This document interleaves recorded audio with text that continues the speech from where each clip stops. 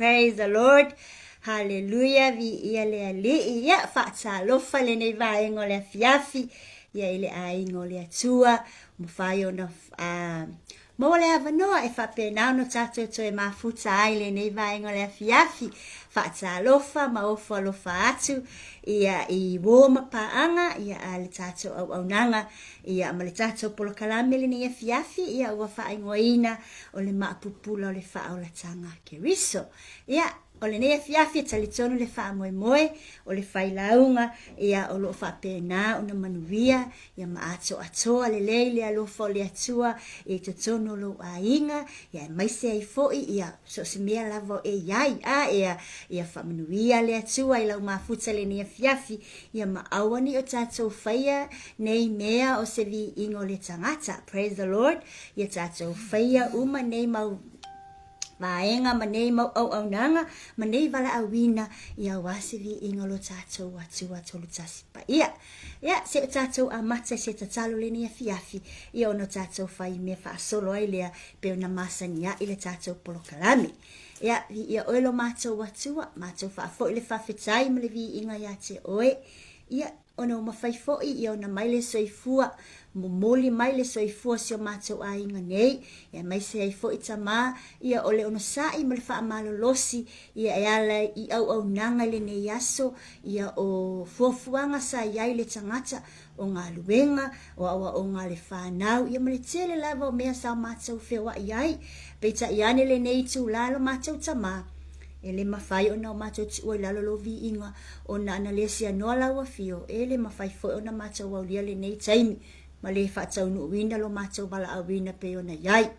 salo le nia fiafia vi ia oe whamanu wina lo suafa ai anga le mai whamanu ia mai ia te I matou te tuatasi o ai o mawale avano e mafutaina le nei au nanga le atu wae ye whamanuia si nganga lo whapena na mafuta le nia fiafi whamanuia mai fo ilo a whawhine whaatau ba ne whapena no matou whaia le nei au nanga o waso vi inga no lo suafa manu malo ke riso o mato vala awele ne fiafi.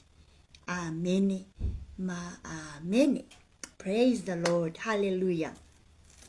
Vi ia le ali ia o te whaatalo whaatu ia i wo mapaanga ia le tato au nanga nei Global Kingdom TV ia le ngata fo i lea ia le tato au nanga mai a J. Jimmy Brown ia ma le tato a inga whaasoa mai leola fo ministry mai Samoa le tama pele a Pastor Fiu ia whapea fo le a inga lotu ia le ngata fo i lea whaatalo fo i wo mapaanga le messengers of peace and love of God ia maso se ministry lava whai ona mo lava nole nia fiafi ia mafuta mai ai i le tato au nanga ai a tatele i o atu i le e si vaenga ta ua le tapol kalame le nia fiafi se i whai ate po to i ola tamasini se to e tato le pese lea awa lo whai motina umalava ia ona ta wha solo i lola ia le tapol kalame ia le nia fiafi. Praise the Lord. Hallelujah. Glory.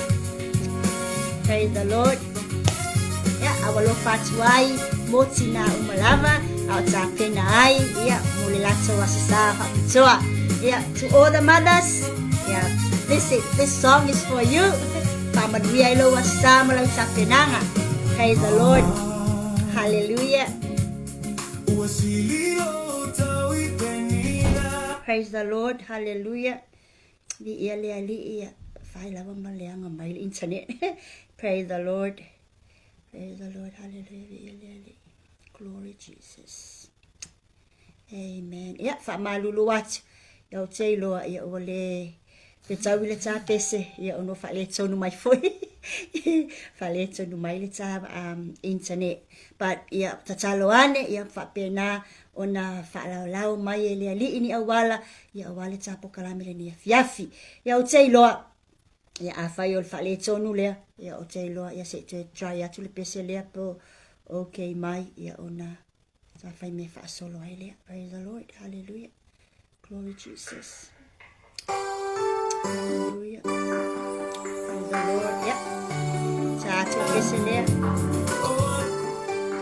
Hallelujah. Glory Jesus. Praise the Lord. Hallelujah, Lord. Yeah. E try atu ta pese lea ia ona ta fa solo ai lea. Ka malulu atu se tato a inga le nei vaenga le fiafi. Amen. Praise the Lord. Hallelujah. Glory. Praise the Lord. Amen. Hallelujah. Praise the Lord. Ia o te iloa ia o whale tonu mai lava le internet. Ai o te iloa ia o le a tātou whai mea whasolo le nia fiafi. Praise the Lord. Ia ina ne i te ia o manu o maua mai lea manoa. Ia o le tā internet o lo wha o ngā. Ia o wale tā au nanga. Wha malulua tau lo tātou a inga le nia fiafi. Ai o te le ialu le upo le ali le nia fiafi. Ia o te mua na o mamoli atu le whaafetai te le lava. Ia i o tātou a inga, ai mai sea tātou au auna, o loo whaasoa ina le upo le ali ia iso se vaenga lava, ia maso se ministry lava lo e au auna ai.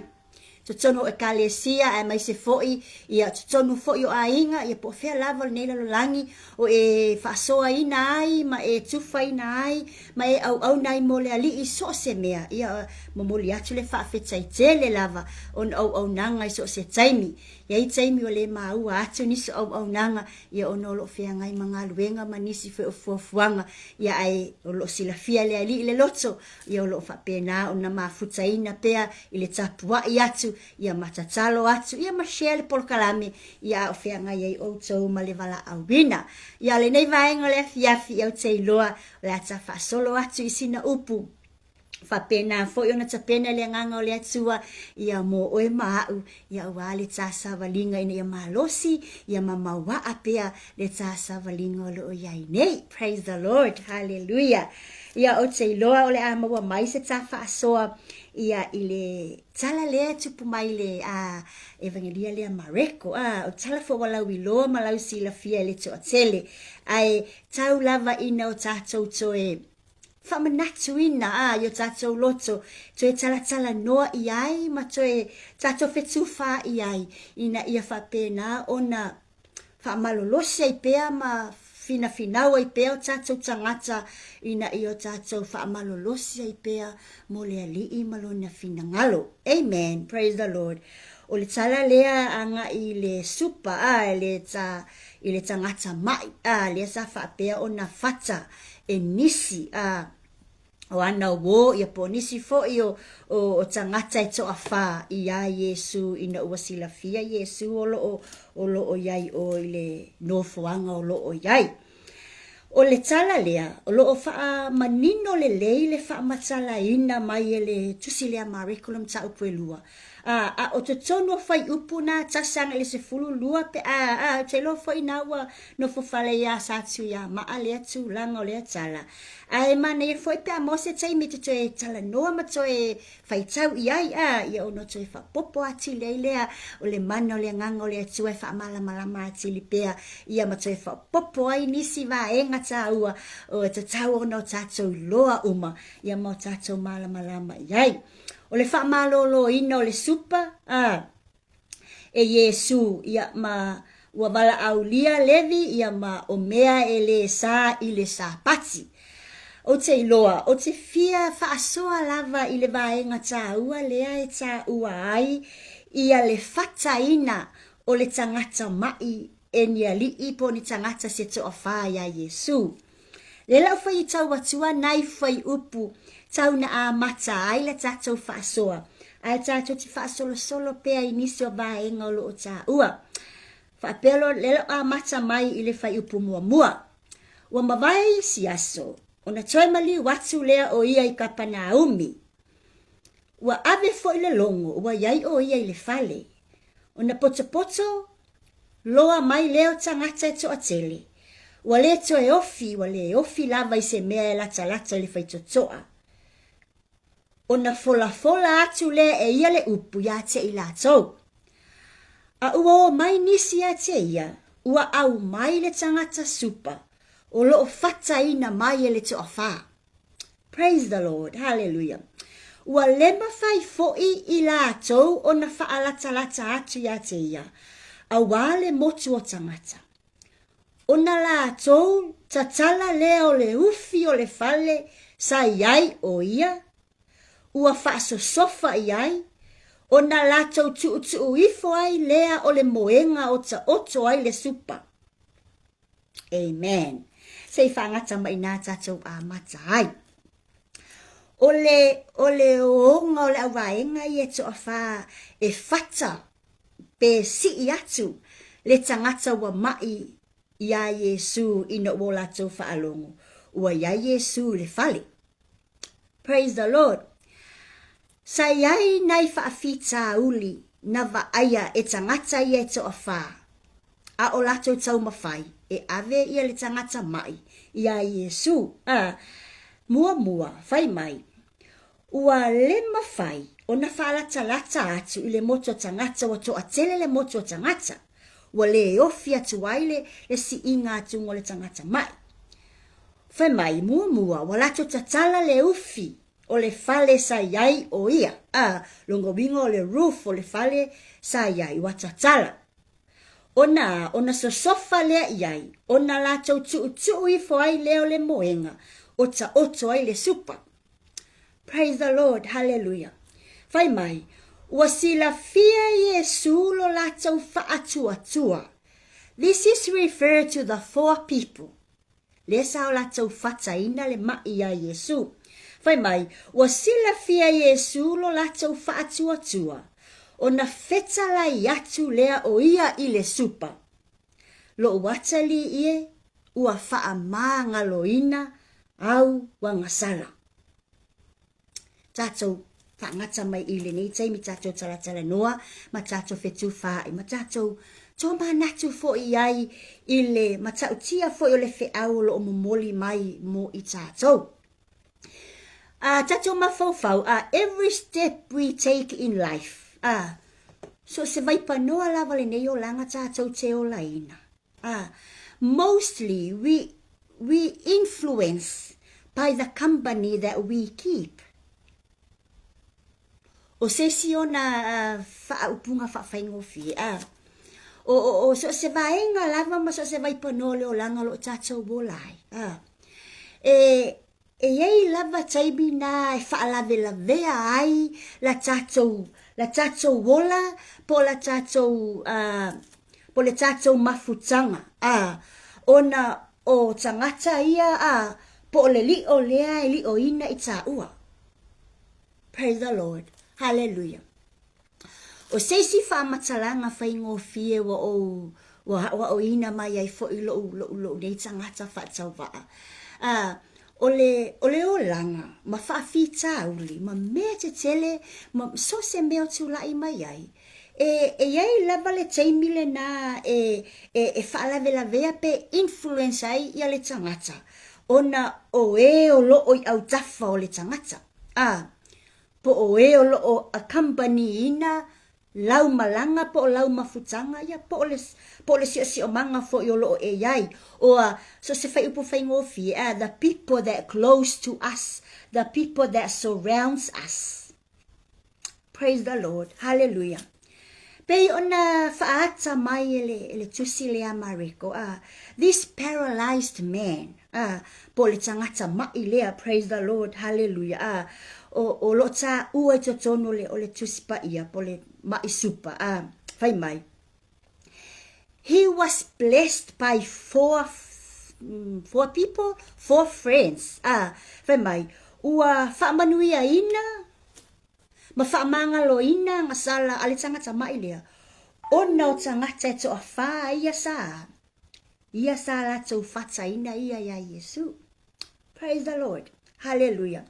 These 4 friends of the paralyzed man carried the man to Jesus. Praise the Lord. Hallelujah. Ile mai tau ia. These 4 friends or these 4 people carried the paralyzed or the sick man to Jesus, not only physically, but spiritually. Praise the Lord. Ele yo na ona whaatau nu o le ngaluenga. Ae manino le leile whaataatia ina mai. O le whata ina le sa whata i e tangata i e to a wha le tangata mai a Yesu. Sa whata ma le loto ua talitonu ma whaatuatua. O le whaamaonianga o le whaamatalanga. Whaatonga fo i tātou iai ina ua tali Yesu. Whai mai. O sila fia Yesu fai upulima. Lola tou whaatuatua. O na whetala yatu lea o ia ile supa. Lo watali e. Ua whaamanga loina. Aua ngasala. Praise the Lord. Hallelujah. Because these 4 friends or these 4 relatives or 4 people around the sick man carried the sick man to Jesus physically and spiritually in the presence of the Lord. Sa matua I fata male nau. Sa ave male nau, ave male mautinoa, ave male whaatuatua. Praise the Lord. Hallelujah. Au tatou fikala iai I le whaamatala ina o le whata ina po le si ina o le tangata mai. So this paralyzed man couldn't move. Ele I mawhaina minoi. Pe au tatou whaalongo ai I le describing mai lua describe mai iai whai mai. Sa whata long winga sa kuulungal moenga masi. So this sick man or this paralyzed man couldn't move by himself. Amen. Praise the Lord. But these 4 people close to him, just around him, tangata ia to a whaia, ua lata, pe ua ta ua o wo po o e wa lata a vea, ua lako determining ale mea end up by le tangata mai lea. Ua whata ma le mautinoa ma le whaatuatua e nai wo ie to a wha le tangata mai. Ma le mautinoa, they determined or they had the determination where this sick man will be ended. Wala tau loa le lei le tau nuunga tau nuu iai. Le tangata mai lea. Le tangata ua le mawhaina minoi ilo na mai. Le tangata wa tinga ina. Tinga le tumutumu o tangata sa iai oi au tafa ma totono le fale lea ya fio a Yesu. Ai le I avea lea ba mea e fesilingia ai e tangata I e to afa. Se whaata ngana e au mai, se I wha ofi ofi a toi le tangata mai lea la to te avatu. Mai tau mai fo I tato. They just carried him. Fai mai, ngā wako loa o whaile aikia, ngā lako creating. They created the idea. Fai mai kakala le piko lunga le whale. Ai tu ui foe I lalo le moenga le tangata mai lea. Ole vaainga leo tato wa ai iai. These 4 friends carried him to Jesus, even though the crowd was packed. E ui ina wa matua I tumbu, mamakua I le ofi to tono le fale. Ae la to te le I aise nau ta inga e whaatali pe whaapea e ave sisi es ia le tangata mai. Ua matua I yo ma le whaatua tua. Ma le mauti noa. Ma le alolofa I le tangata mai. Pau lava lea olona. Pau lava lea olona lave ai. O le ave sa o lava le mea olo o iai ia Yesu. O ia o le fo mai o fo mai. Praise the Lord. Hallelujah. O le whaatua tua. O le whaatua tua o tangata ni e to awha. Amen. Praise the Lord. Hallelujah. O le whaatua tua o whaatino mai I le lato ngaluenga. O le whaatua tua ua tu mau. Persist. Their faith show through their actions, through their persistence. Praise the Lord. Hallelujah. And direction. Walako direct. Ele tangata mai. Amen. Praise the Lord. Mana tio mai fo itato. Wama koe ngalka oko atu lo wa tia le tangata mai wa le mawhai na tautalaane o le aise ngai o inga nati mawhai o na whai. O le auto o whai o ila tau lea iai le whaatua tua. O ila tau lea iai le alofa. O ila tau lea iai le wha maoni. O ila tau lea iai le nau ta inga ia manuia ma maalosi leo lo fea ngai male mai. Praise the Lord. Hallelujah. Tato tilo la iai ile whaalave lea ile influence lea na whai e tangata ia to awha. This is a good influence. Wow tu ainga tu ainga influence nga le lei theololo le mautonu. But this type of influence, I can say it is a very good influence of these 4 people towards the sick man. Nga ile tangata mai. Oni wo le lei.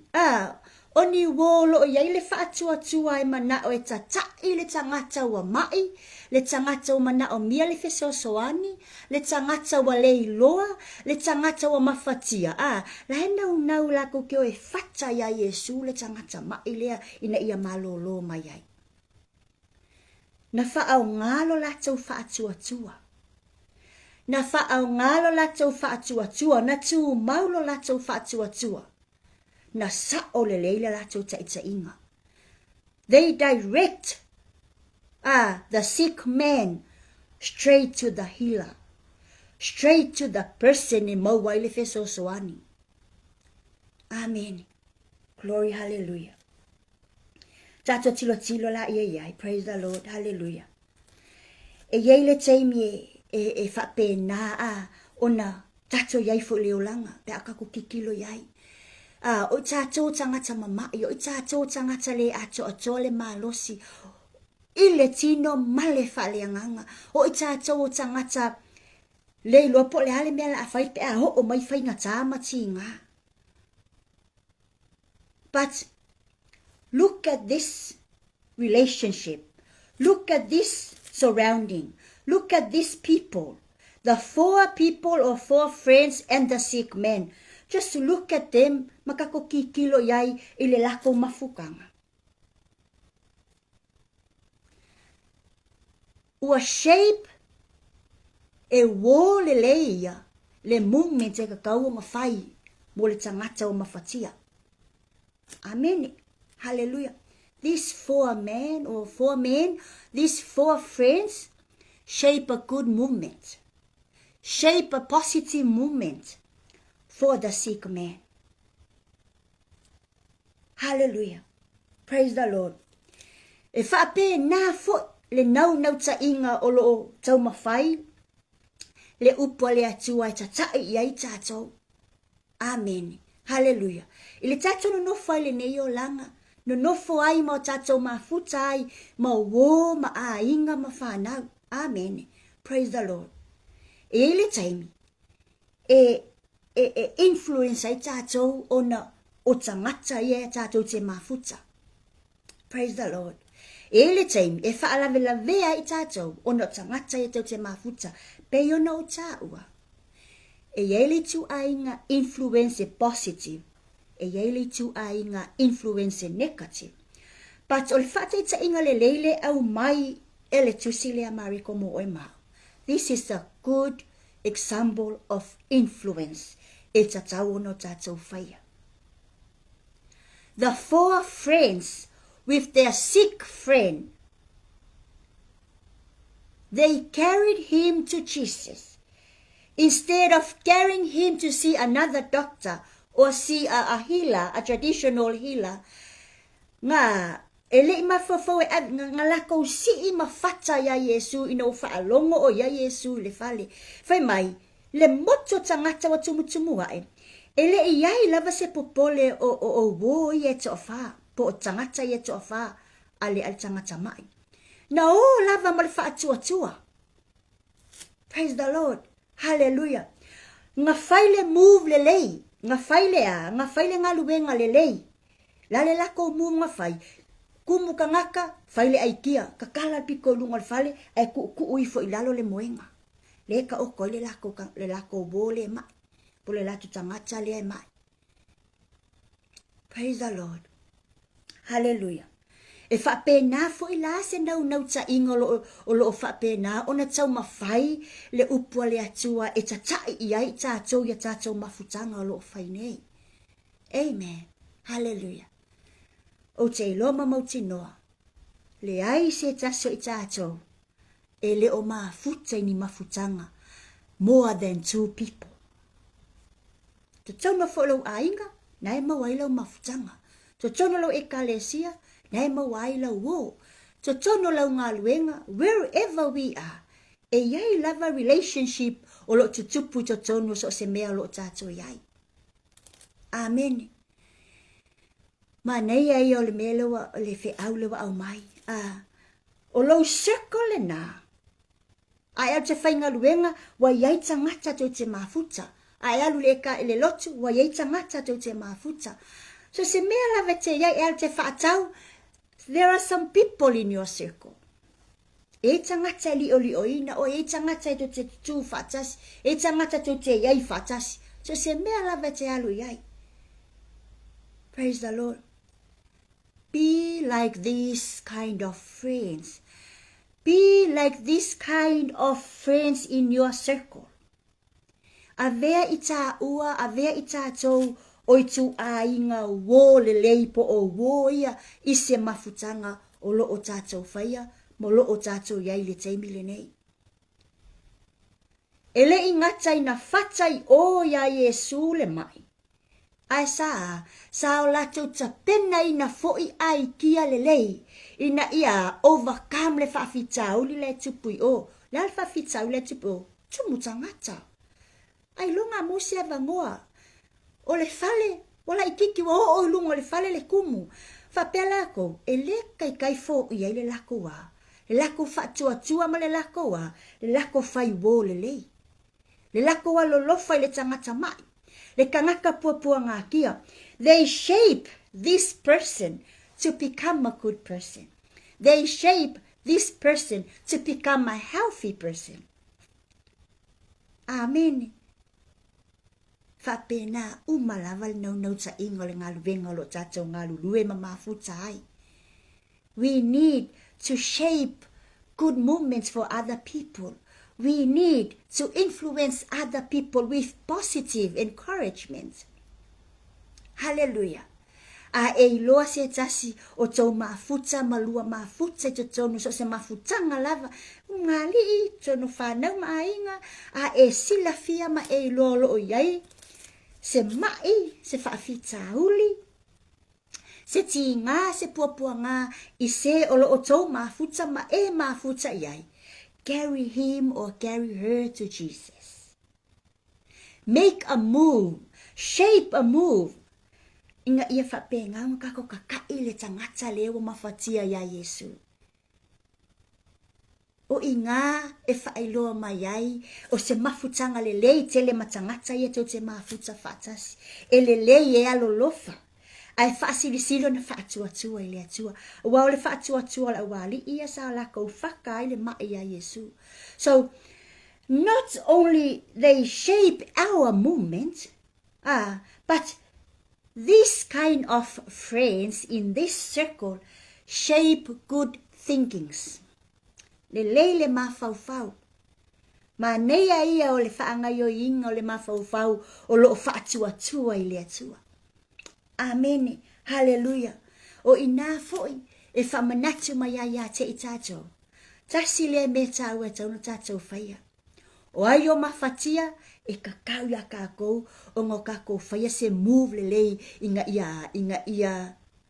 ia whaamalolo ina le mai lea ina ia fo ia le whaafitauli lea tula i mai i le tangata lea te i lolo ia i le whaafitauli. Praise the Lord. Shape a good movement.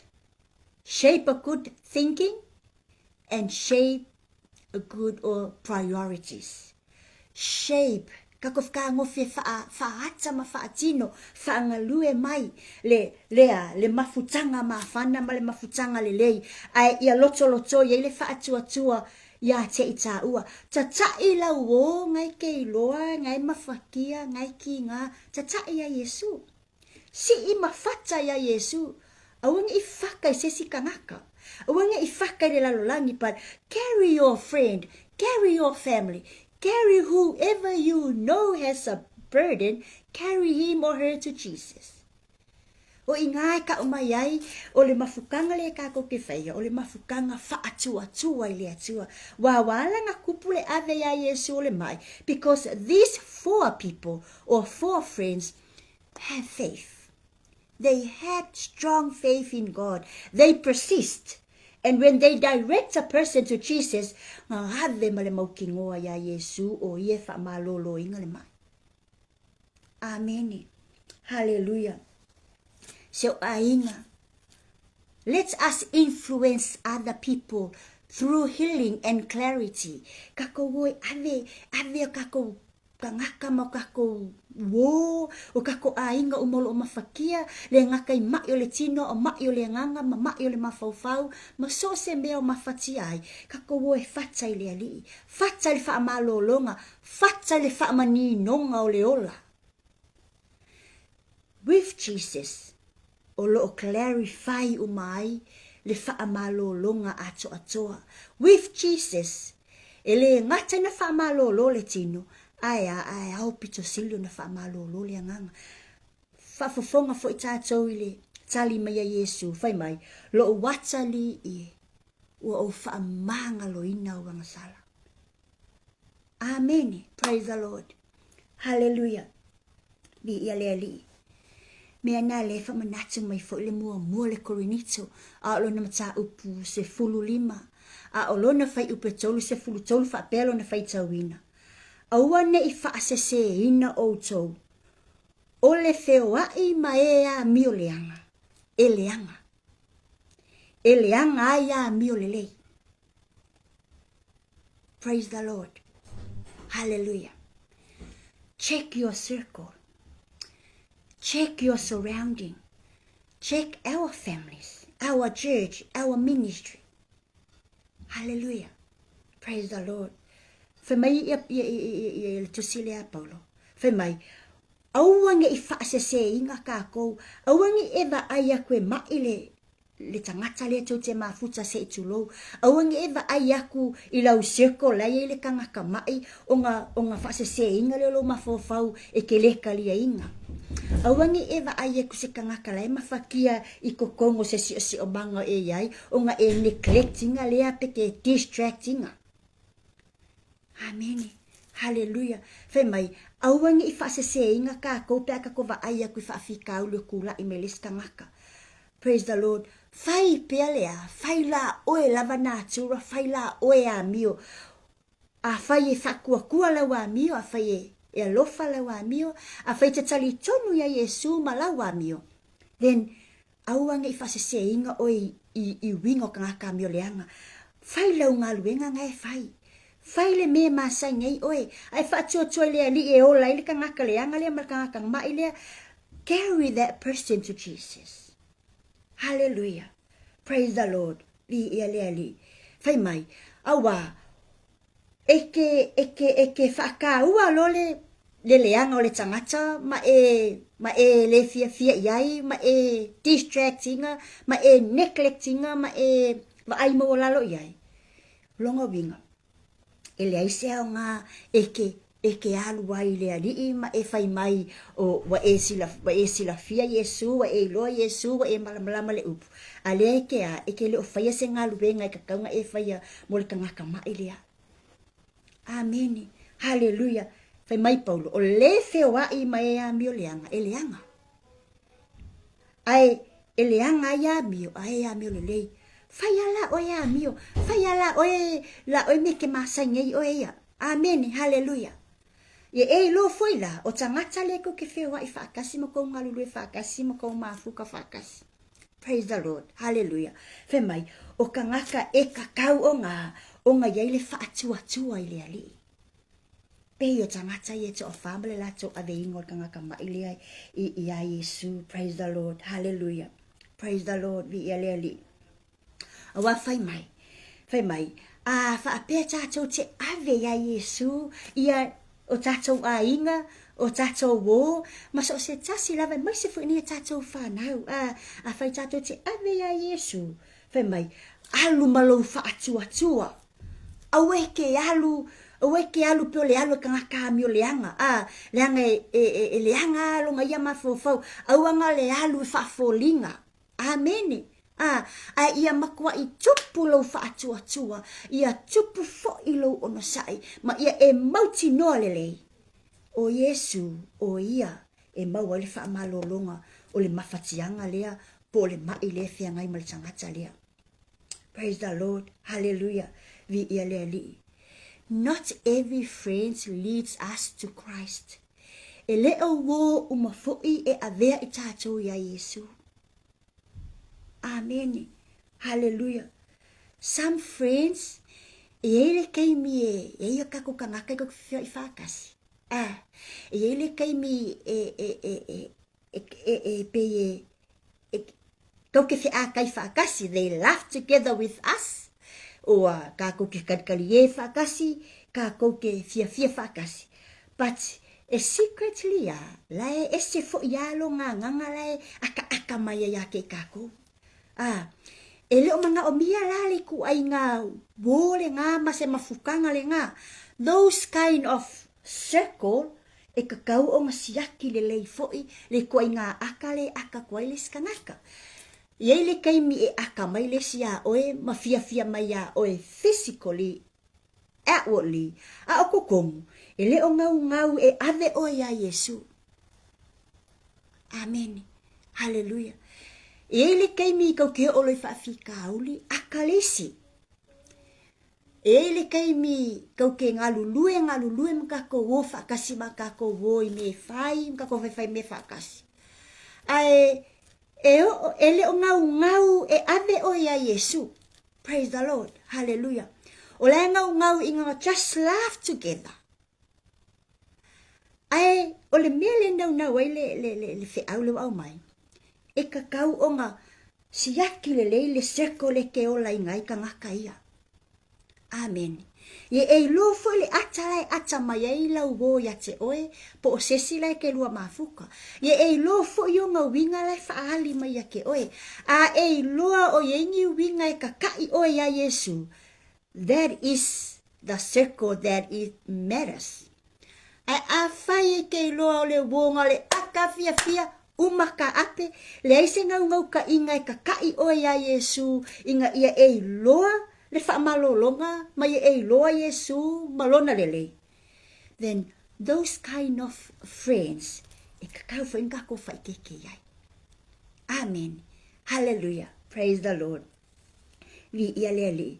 E le kai me fai mai, she's my close friend. He's my close friend. They call us close people, close friends, close relationship. Amen. But ai lelei ma e mai ta. Close Latino. But that close sometimes keeps far away from God. O fai mai e close ka, o isi wo fai mai, oh, she's my close friend. I love you as my close friend. But ai lelei. Hallelujah. Praise the Lord. O le close friend, ma le true friend, ma le right friend. Hallelujah. Le mga omia le kay milengay. Le friend e ave o ya Yesu. Le wo e tatai o ya Yesu. E si o ya Yesu. Amen. Praise the Lord. Vi ale ali.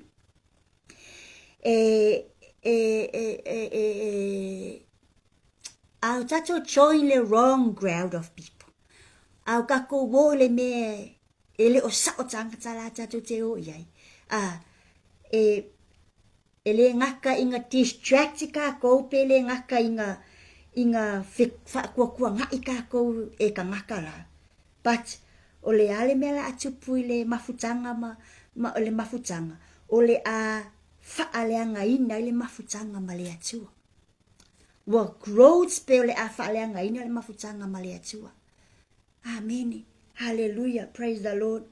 Once we join in a circle that wrong people are there or joining the wrong crowd, ya e lolele e ele kai me alu fa akokua ngai oe ele kai me alu fa leanga oe ma fa leanga ina ilu tamali anga. Amen. Hallelujah. Onga e fa longo inga la ia le ya ke oe wa e fa longo inga wa makanga vai lo fa atua ma vai ya kwa yama oe. Amen. Hallelujah. We falongo inga fo wa esele tu langa ole a e o yai. Praise the Lord. Ole a eva ai fo ile tua ile kaiminga piwa pua o your walk with God well looks blurry fo ile le ya oi. Pe a fo ya pe a fai SSC le si o manga ma le crowd ka ko ke mafukai ma ka ko wolai. Alu le si o mangai ke loa e le ko ai ngā wō lea, le tā ua mai I. Le sao lako fata le tangata mai a Yesu. Amen. Alu le tu a inga mafutanga whapena. Go and and relate in there. Inga ia kupu ai lea. Inga ia kupu le la longa lea e mana o mia e kakauongo kako whai e kokong. O le o mafukanga le kako ke yai. O le ave o le tangata. O le kako wo kakai kako wo ya Yesu. Filifili le leila. Filifili le leile la le mafutanga kanga kako yai. Filifili le leile le wo. True friendship or true relationship or right relationship is the relationship that draws you and me to God. Iko kongu fele li o nga e kangaka mo I makangaka lolofa mo ia oe. E la ko ke leva aini obstacles. Po o lava whainga ka la ko ke kikilo ko iai. But they still carry you. La ko ke avea oe. E leke ke kikilo apea. Ai longa mo se ava ngoa se uso ngei lango ko akele mai ia I kangaka le ku mai o ia Yesu. Pai fo ilale avenga ole mai supa. E le ipopole. Le ko akele ai nga oa. Nga fai ale awala.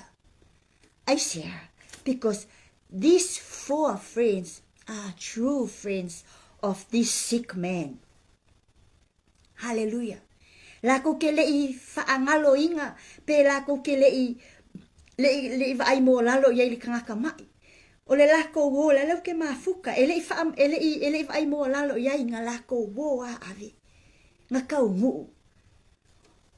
O le lato whaatua la, lenga manguia ili kangaka mai, lenga o ave. Amen. Praise the Lord. Hallelujah. Awalane e manatu whaapea o le tumu tangata I o le ta ua I. O nga whaapea la ia lea o se meleanga. Praise the Lord. That is not an evil way. The crowd of people that were there. Ile kaimelenga avako ele kanga kama ia Yesu. Aungi e mawhawhau whaapea o kangaka le ave mawhaala lave ole avakunga o kanga kama I know. Kusa o ila koia, they just blocked the way. O ala ke blocking o le access le ke la koe avako le kanga kamai. But o le mea mo tino alava, ia e loa. O oele alwe ave la wope, ave la kangaka le ke la kuma oe ia Yesu. Ave malau whaatua, ave malau talitonu, ave malau alofa, ave malau whaamaoni. Le ngata lo wa lo fa le lau wo le po le tangata mai le po le tangata mafatia le a o lo wa lo fo le na ya Yesu ina ia fa pula mai Yesu I tangata. Amen. Hallelujah. Praise the Lord. Awani avele tumu tangata se fa fitauli. Praise the Lord. Hallelujah. Ia avele tumu tangata la e persista I pea lo whaatua I le atua. Ia tu mau pea, ma whetu na I pea lo whaatua, lo ma fau I se aikia le lei ave ai. Awangi e whaapea wala I kiki le fale. Vai vemei, whemenga makakalepe piko I lungo le fale, ai whaasau lalo le moenga o le mai supa. O I kau mai ai. E le I kilo I ngai whaafikauli, because we can name this song whaafikauli. These are some of the obstacles in our way. Pe kako wo e si I ma I le ali. A kako wo e si I le ali o kako kinga, kako mafakianga. This is some of the obstacles that we may think of. But with these four people, they never think of this as obstacles. E le I mawhawhau whaafikauli mea ia. Ai sea, langa lai, makuai, ku mau le whakua koe a lato, o lava malo lo le lato tangata, le lato wo, le anga lako wo e avi. Amen. Praise the Lord. Hallelujah. Lale me le Maapupula atili mai I. The friends, the people, the circle, le lio ai le tangata mai lea. It matters. Kangaka ia eselelelei. Kangaka upiko sili ia ngasao I kakau o ngaloko I whakasi makako. Kangaka mafakia, kangaka mamai, kangaka fia malolo, kangaka lo mga omia si fesosoangi. We need to have this circle of friends. Amen. Praise the Lord. Hallelujah. Nga refuse to accept obstacles la, nga lako mafufau. Mako ke le fia kalia whawhikauli la, po lale kumukumu. Mako ke le fia kilo le whawhikauli. Mako ke fia au mai I whafole tali. We need to let out the outcomes. Praise the Lord. Hallelujah. They refuse to accept le whawhikauli le kupui. E al whawhikauli mai. Kasi ko akelo kangaka le ilo ako Yesu. Ai lo nga aho o lumo le mai. They refuse to accept that. Hallelujah. What they decide the outcome from there. What a friend. What a relationship. What a good circle of people. Praise the Lord. Hallelujah. Amen. Glory Jesus. Praise the Lord. Hallelujah. Lende lai tu la fiafi seo ainga. Amen. Ia tatou I loa le leile. Seo manga lo tatou iai mo tatou mafutai mo le ali. So, the question is not simply, do you have friends? O o le fesili e tau le fesili nge o tama fau le nei afi. Hallelujah. Do we have the right friends? Do we have true friends? Do we have a healthy circle of friends and people that surround us? Amen. Hallelujah. Vi ialeli. So ainga. Praise God. Hallelujah. O le wo moni ma le wo lelei, ma le sio manga lelei o lo o iai tangata lelei, ma tangata e tatau na o tā mafuta iai. Hallelujah. O tangata ia la taute ave ina i tā ua. Ia Yesu e ala i talosanga, pe au tatou mafatia. Amen. Hallelujah.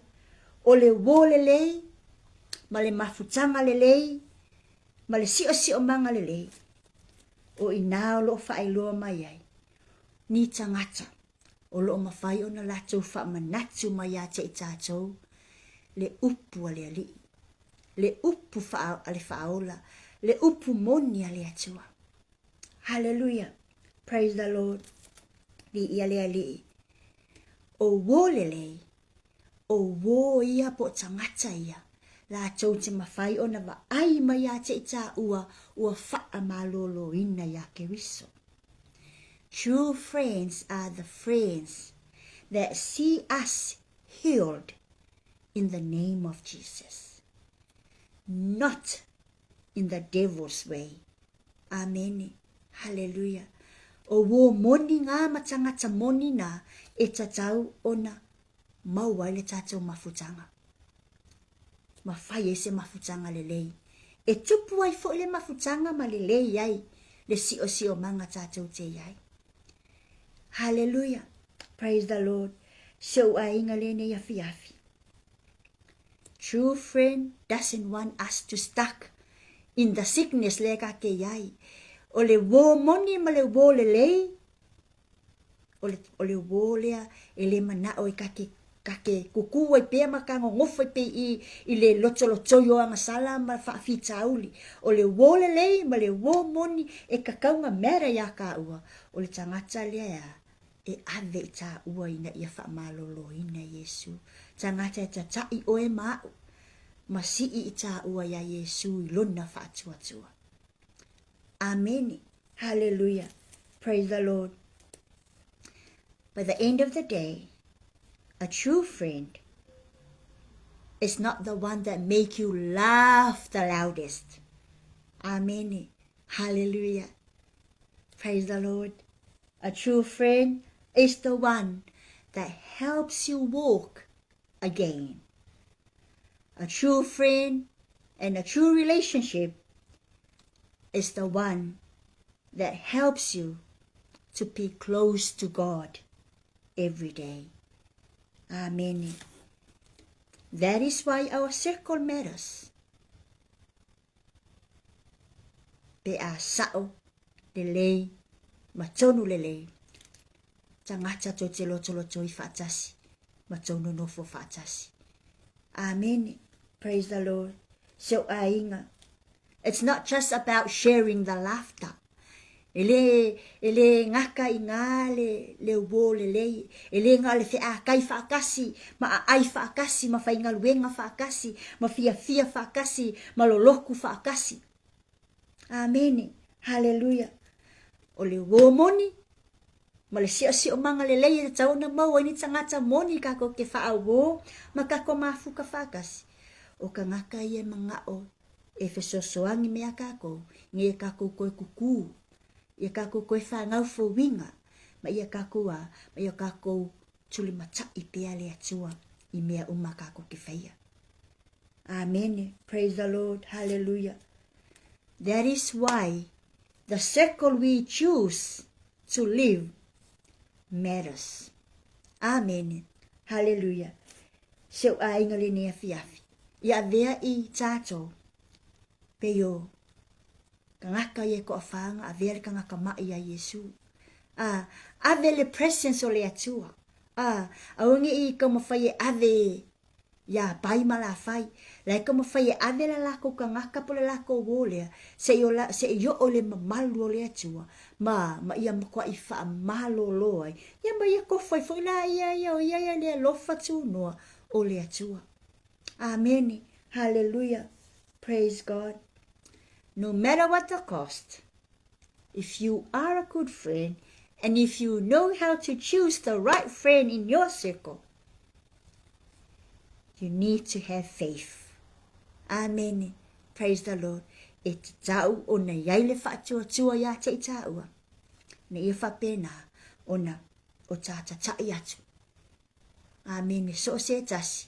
O tatou mafuta mo tatou loto i whaatasi. Ma o ta whawhesanga i le aso ma le aso i so se mafutanga. E ave ya Yesu. No matter what. O le a lava le whaingata. O le a foi le tinga. Po le a foi lova aia kul whaafika uli o liska ngaka e makua ionga onga lava. Alu wha malosi. O oe o le uo le lei. O oe o le kangaka le lei. O oe o le tangata whaatua. Ina ia whapena. Ona susulu atu lo tato watua. Maapupula atu le tato watua. Iso o se tangata o lo whapena. Ona compromise solulu na mawhauwhau. Po le ale mea ta tauna whai. People in this life. Fe tu na i lava langona. So, whailau filifilinga. Whaila ta filifilinga tonu. Filifilinga sao. Ile seko le leie ta tau ona si o mi ai oi. Le seko lo o yai to tonu le faaolataga. Le seko lo o yai to tonu le faamalolonga. Le seko lo o yai to tonu wo le lei e tutusa le tau faatuatua. Ma lo lofa le ngata ina lofa le tasi ai pito sili ona faamua le alo lofa le atua malona finangalo. Amen.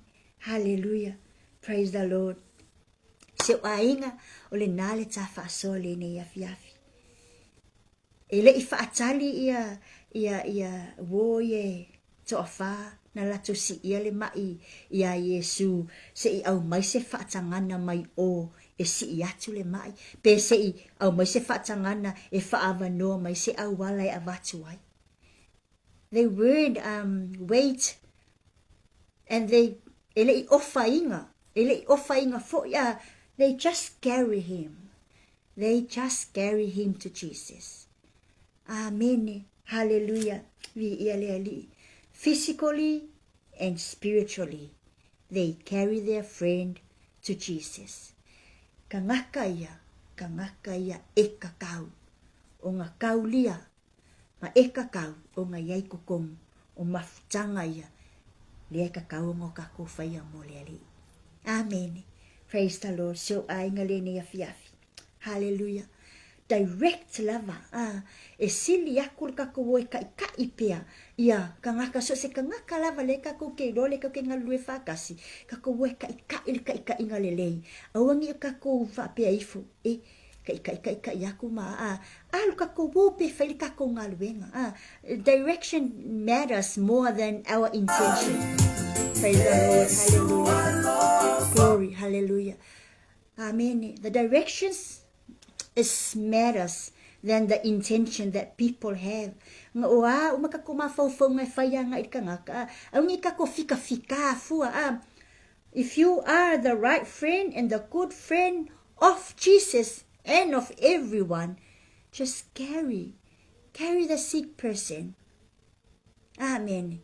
Carry the problem to Jesus. Amen.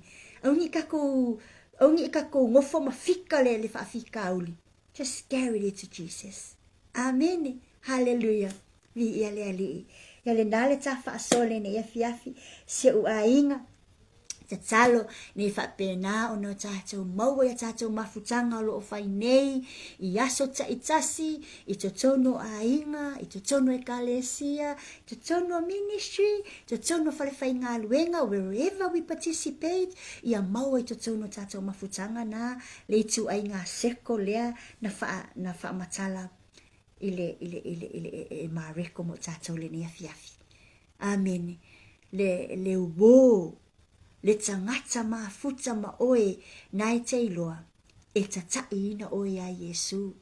le tangata na e ngai kei loa, e directinga oi, e direct lava, i le whaamalo longa, e ke le koe langonga ai se mai po se tinga. Amen. Hallelujah. Ia le ali. Ia. Whaamala malama ati le nganga le atua ia te ita taula na upu le ni afiafi.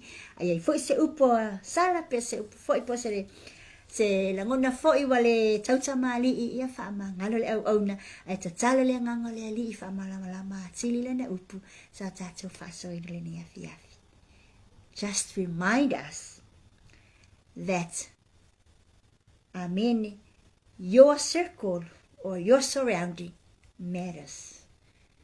The people that surrounds you, kakaunga e no fouta mamata ala yai, fili le tangata male, sio manga male mafutanga, e au pito sili, una tala fea ngai, e tata yai o yai Yesu. Malou a inga, ia mai tato uma. Alo fatele atu, whamanuia le atu e whainga malolonga le nea fiafi. In God's name, amen.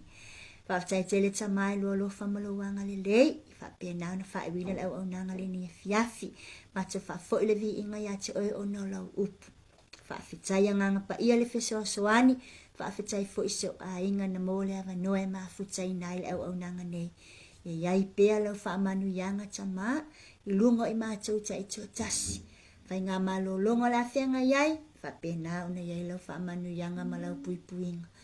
Tu mau pelo vi ingalo mātou atua ne e ole whaavavau lava. Amen. Ma amen. Praise the Lord. Hallelujah. Yeah. Good night, family. God bless.